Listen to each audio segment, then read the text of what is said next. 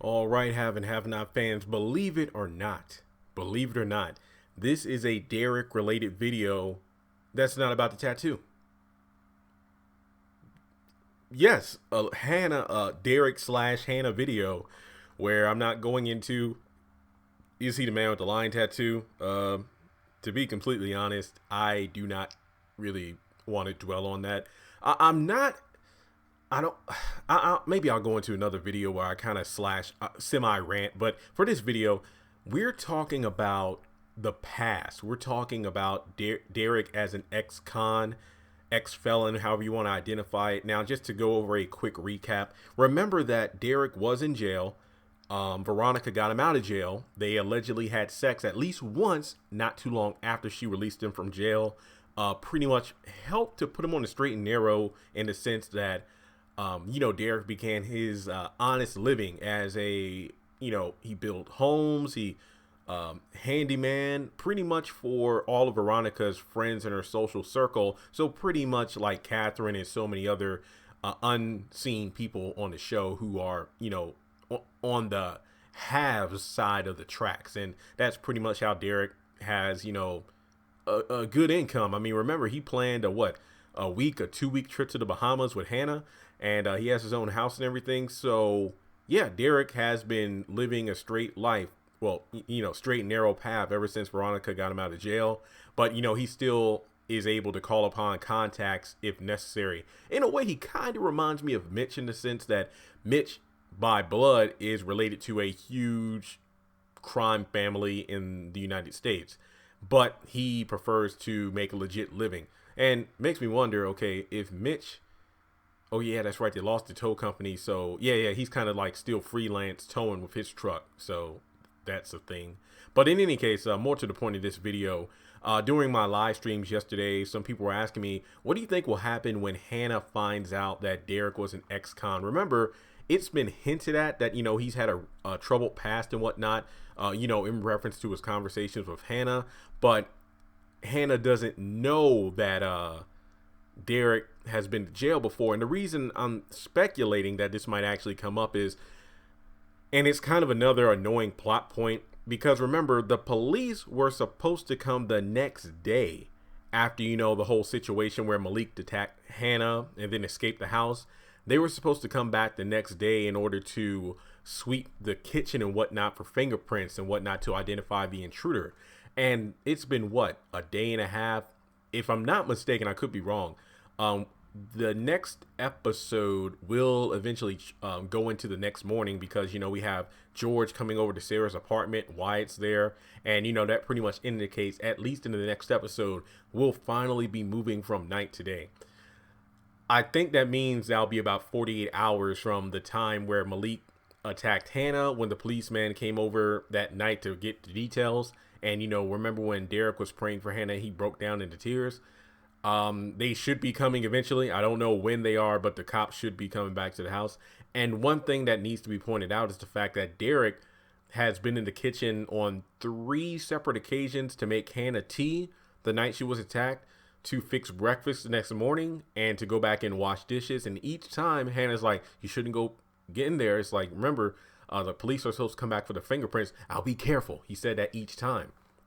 Now, I thought this would be a great way for Hanna to learn about Derrick's troubled past, because remember, the way I'm speculating this will happen is, the police will eventually come back, get the fingerprints, go to their lab, and the way these cops work in the show and how Tyler Perry slows down some storylines, it might be 20 episodes until we get the results of the fingerprints to discover, who was the mystery man. And God knows that the cops were able to find the burning remains of the van that Malik's body was in, that Candace and RK set on fire. So I'm wondering if it's going to be a scenario where the cops either call Hanna or just come back to the house to let, her know the details of who this mystery person was. And it's like, well, aside from your fingerprints and then from the blood samples we got from the intruder, because remember, Hanna stabbed her right in the upper shoulder area and a lot of blood came out. So it wouldn't surprise me if they're was blood, on the kitchen floor and whatnot that they could have got the samples from. And it's like, well, then we got another set of fingerprints from a male, and it's like, was there anybody else in the house? Oh well, I had a friend who was made tea and made breakfast the next morning, and I told him to be careful. Well, I told him not to go in that kitchen because the police had to come out to get the fingerprints. And it's like, are you aware of Derrick David? Like, yeah, yes, that's his name. That's his name. He actually does work for someone who I used to work for, Miss Catherine Cryer. And then how they might drag out the scene, but not in a bad way. But it's like, well, are you aware that he was? Did he have anything to do with what was going on? No, he actually came to the house not too long after the intruder got away, because he was coming back for. No. At that point, Derrick was fixing the air conditioning system at the apartment complex across the street. I remember that. And a friend of his who owns like a hardware store, I know Derrick had to go get a piece for it, and then his buddy was there with him, and then they heard screaming, and then that's when he ran over and found Hanna. Okay, now I remember. So basically, long story short, the cop might actually say that he's an ex-con and he has a past of robbery, murder, rape. I'm just making up things here. I don't really know what he did for sure. And then Hanna will be like, wait, what? So then, I could see Hanna freaking out, then calling Catherine just to say, you know what, why did you hook me up with that Derrick when you knew he had a past like this? And it's like, Hanna, I have no idea what you're talking about. And remember, Catherine doesn't know everything about Derrick. It's just the fact that at one time, I think it was after, Catherine gave Hanna the happy pill, Hanna was telling Catherine, because Catherine asked how, her and Derrick are doing. I saw him talking with Veronica, and it's like, oh. And then when Catherine was walked to her truck by Derrick, that's when she asked Derrick about what's up with Veronica. It's like, no worries, I can handle her. So Catherine doesn't know all the details, like, Veronica got him out of jail, they had sex once, yada, yada, yada. So this might lead to that scene in the trailer where Hannah's crying, God hurt me, God heard me, whatever you want to say. And it's because of the fact that she, just like Candace, has opened her heart to a man for the first time and God knows when. And it turns out this man isn't who he says he is, has a checkered past, and she's freaking out about it. Now, remember, I'm not talking about the lion tattoo in this video. I'm really talking about the possibilities of Hanna being broken if she does find out the truth about who Derrick was in his past life. To be completely honest, and this is why I'm eliminating the lion tattoo thing, because that will just add a whole new level of, man, what the hell to this situation. If Hanna pretty much rejects Derrick because of his troubled past, does that make her not only a bad Christian, but a bad person? That's one question I want to ask you all. Because of the fact, when you look at everything Derrick has done up until this point for Hanna, I think his actions speak louder than words. The fact that he is definitely a changed man. Yes, he probably has regrets. He's done some things in his past that he wish he could forget. But as far as I can tell, he seems like a good guy. I mean, yes, his past obviously led to jail, so he never stayed on the straight and narrow path, but he has ever since he got out, making an honest living, got married, had 3 kids. But all of a sudden, it's like, you're condemning me for my past sins. And I ain't going to lie. If Tyler Perry wrote the story that way, that would be incredible, given the fact that if you look over the past year, ever since like the Me Too movement and whatnot, not just the Me Too, but even in recent news, things like, controversial yearbook photos, 10-year-old tweets, and the list keeps rolling on. Can you really judge people by their past and say you're a good person? Because if a person has truly changed from who they were 5 years ago, 10 years ago, 20 years ago, but you're condemning them for something they've done in their past and they've paid for, what kind of person does that make you? So if Hanna is quick to break things off with Derrick and it's like, you never told me this, and you did all this, and how would that make Derrick feel in that situation? It would make me hope he's not the man with the lion tattoo, because if anything else, it's like, Hanna, you're just literally treating this man terrible because of his past. And then if she finds out that Veronica got him out of jail, oh, it's going down. She ain't going to have that. So you can only imagine how broken she will be about that scenario. And the whole, teasing us as to whether or not he has the lion tattoo.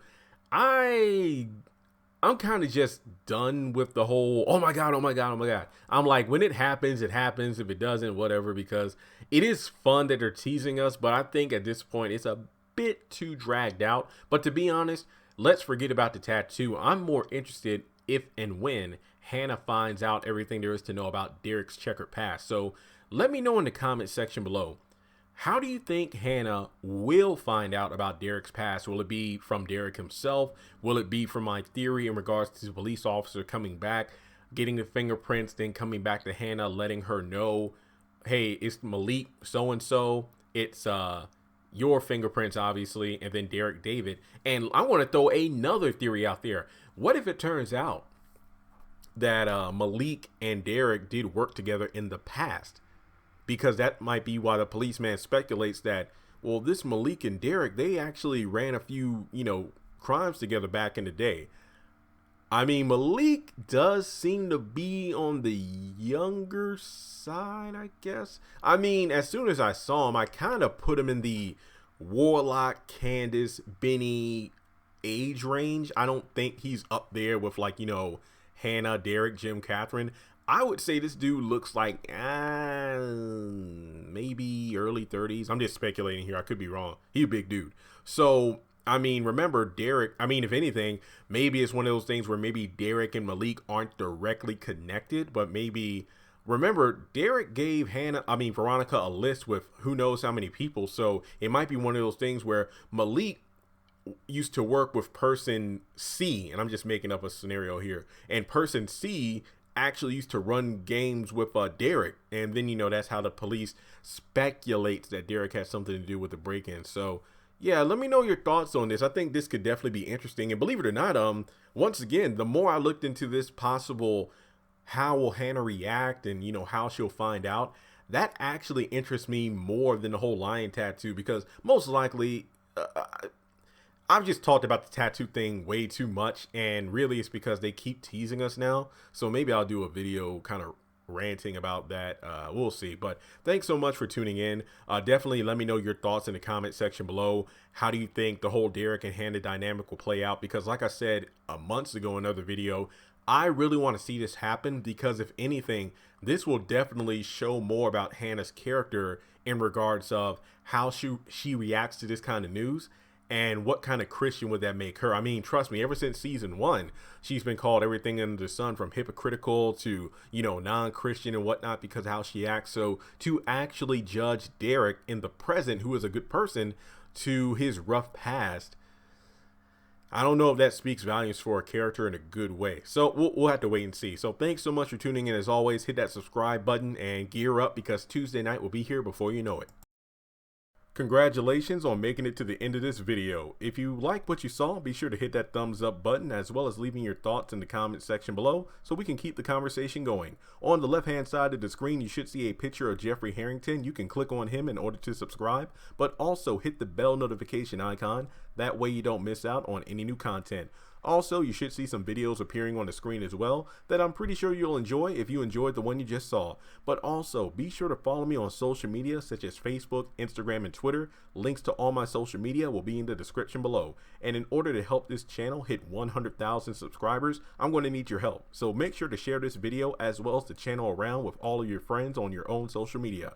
But once again, thanks so much for tuning in, and I'll catch you all in the next video.